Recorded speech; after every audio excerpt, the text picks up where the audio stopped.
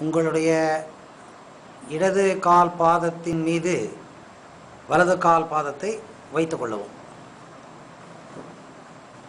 இடது கால் பாதத்தின் மீது வலது கால் பாதத்தை வைத்து இரண்டு கைகளின் உள்ளங்கைகளை தொடைகளின் மேல் வைத்துக் கொள்ளவும். தொடைகளின் மேல் தொடை வைத்துக்கொண்டு முதுகை சேருக்கு பின்பக்கம் சாய்ந்து உட்கார்ந்து கண்ணை மூடிக்கொள்ளவும்.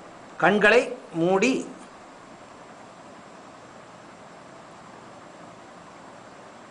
இரண்டு புருவங்களுக்கு மத்தியில் இருக்கும் அந்த ஆக்னேய சக்கரம் என்று என்ன அழைக்கின்றோம் அந்த இடத்தை உற்று பார்க்கவும்.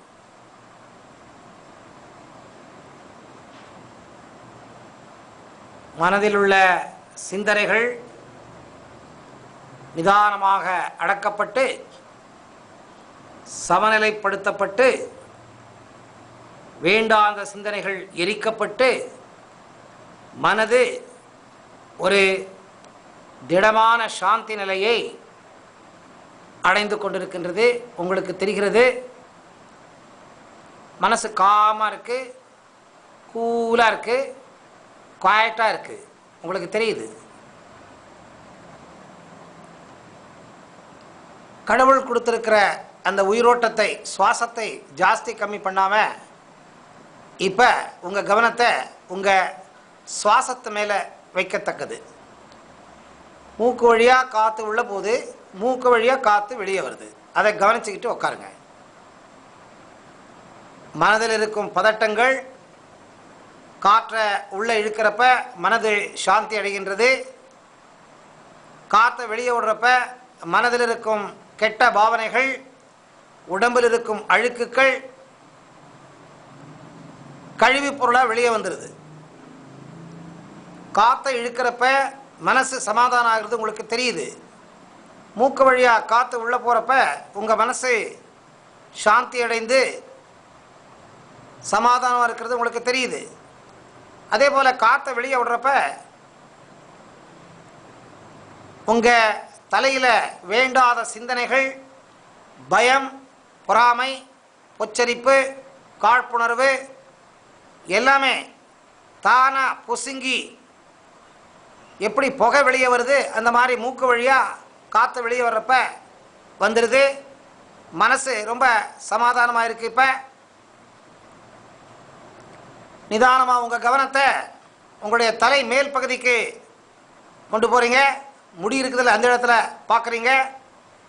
உடம்பு அசைக்காமல், கண்ணை திறக்காமல், கண்ணிமைகளை மூடிக்கொண்டு தலைபாகத்தை பார்க்கத்தக்கது. உங்கள் கவனம் இப்போ தலைபாகத்தில் இருக்குது. நீங்கள் சுவாசத்தை மூக்கு வழியாக இழுக்கிறப்ப உங்கள் மூளையில் வலதுபாக மூளை, இடதுபாக மூளை ரெண்டு இருக்குது. இந்த வலதுபாக மூளை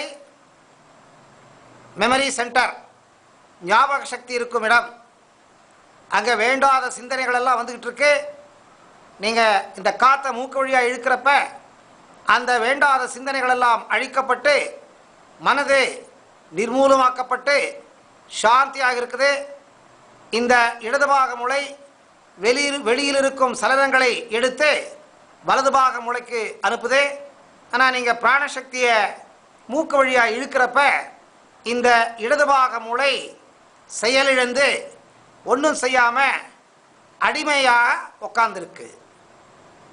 வலதுபாக மூளையின் அடிமை உங்கள் இடதுபாக மூளை.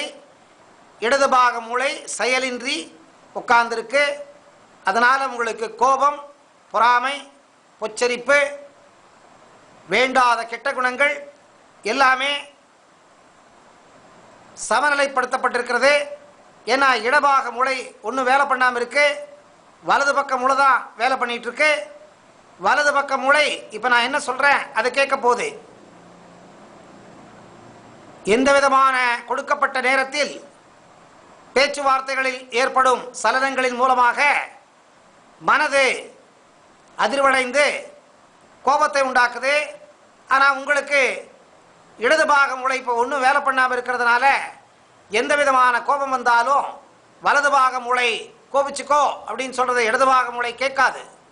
அதனால் யாரே உங்களை என்னவே சொன்னாலும் உங்கள் வலது பாக மூளையிலிருந்து வரும் அதிர்வுகள் இடது பாக மூளையை ஒன்றும் செய்யாது.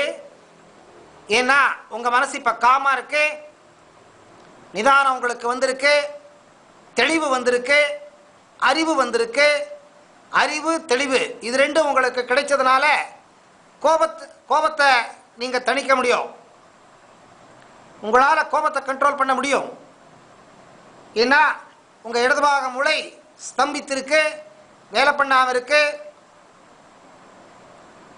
வலது பாக மூளை வேலை செய்கிறப்ப மனசுக்குள்ள எனக்கு கோபம் இனிமேல் சமநிலைப்படுத்தப்பட்டிருக்கின்றது, கோவிச்சுக்கணும் அப்படின்னு என் மனசில் வந்தப்ப நான் என்னை அறியாமல் உடனே அதுக்கு பிரதிக்கிரியை காமிக்காம நம்பர் 10லிருந்து 0 வரைக்கும் எண்ண போகிறேன்.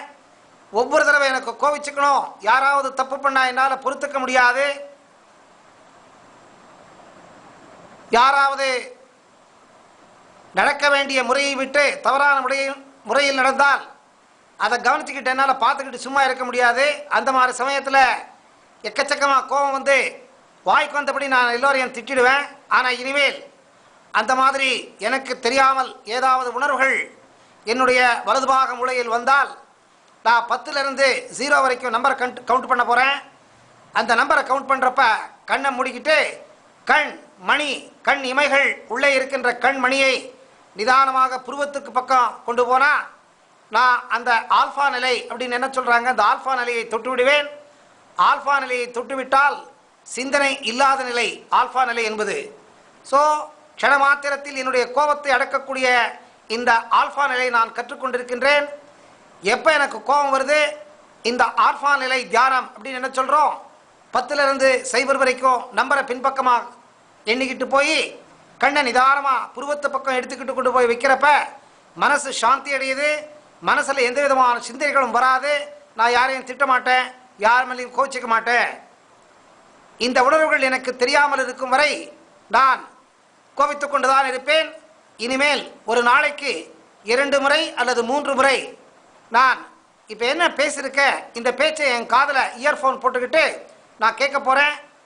எப்படி நான் எக்ஸசைஸ் பண்ணுறேன், எப்படி பிராணாயாமம் பண்ணுறேன், எப்படி நான் சாத்வீக தியானத்தை பண்ணுறேன், அந்த மாதிரி இது எனக்கு கிடைக்கும் நேரத்திலெல்லாம் இந்த பேச்சுவார்த்தைகளை என் காதில் போட்டுக்கொண்டு கேட்டு என் மனது அலைபாயும் பொழுது அதை சமநிலைப்படுத்த இந்த முறையை நான் இனிமேல் கையாளுவேன். என்னால் சாதிக்க முடியும். ஒன்றுமில்லாத ஒரு ஆசிரமத்தை இந்த அளவுக்கு நான் கொண்டு வந்து நிறுத்திருக்கிறேன்னா இந்த கோபம் ஒன்றும் பெருசில்லை. குருஜி வந்து 10 நாள் ஆக போது அசைவம் தூரம் பண்ணி சைவத்தை பிடிச்சிருக்கேன். ஸோ அதனால் நான் மனசு பண்ணேன்னா என்னால் கண்டிப்பாக எல்லாத்தையும் சாதிக்க முடியும். இந்த கோபங்கிறது ஒரு மனதினுடைய உணர்வு, இந்த உணர்வை கண்டிப்பாக என்னால் கட்டுப்படுத்த முடியும். நாக்கினுடைய உணர்வை கட்டுப்படுத்த தெரிந்த எனக்கு மனதினுடைய உணர்வை கட்டுப்படுத்த தெரியும். அதனால இனிமேல் கோபம் வரும் பொழுது 10 நம்பர்களை கீழிருந்து மேல்முகமாக நோக்கி நான் எண்ணப் போகின்றேன். நான் என்னென்ன ஆல்ஃபா ஸ்டேட்டுக்கு போயிடுவேன். ஆல்ஃபா ஸ்டேட்டுக்கு போனேன்னா ஆட்டோமேட்டிக்காக மனசு சமநிலைப்படுகின்றது, நினைவுகள் இருக்காது, நான் காமாக இருப்பேன். இந்த வித்தையை ஒரு நாளைக்கு 3 தடவை நான் இயர்ஃபோனை போட்டுக்கிட்டு கேட்டுக்கிட்டு பண்ண போகிறேன். இது சத்தியம்.